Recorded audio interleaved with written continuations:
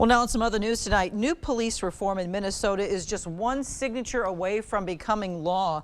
Now, the State House and Senate passed a police accountability package early this morning. News 8 Now's Jordan Fremstad explains what these changes mean. Protests and calls for change has turned into real legislation. The police accountability package passed 102 to 29 by the House late Monday night. The Senate passed it 60 to 7 about 2 hours later. The bill now goes to Governor Tim Walz, who is expected to sign it into law.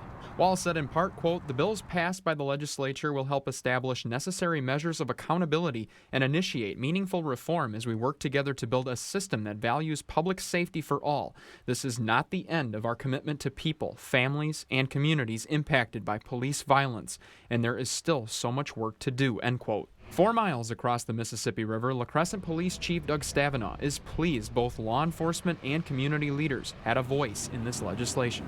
Anytime that they can come together and come to some kind of agreement, I think that's success. The legislation doesn't only take away certain things that police have done in the past, it also adds some measures so police can do their job better in the future. As with any profession, there's always things that can be done to make it better, and there's always room for improvement. The package prohibits things like chokeholds and warrior training.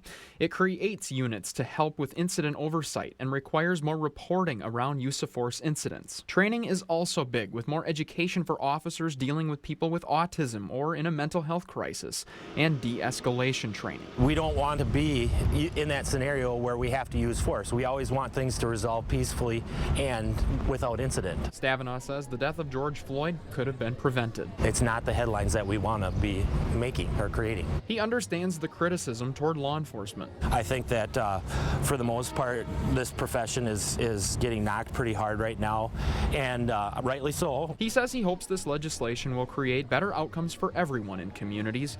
He wants to mend the broken trust between the community and officers who want to protect their home. They wanted to return something to their community, to society. In La-Crescent, this is Jordan Fremstad, News 8 Now. The package also creates a new advisory council for the state board that licenses officers.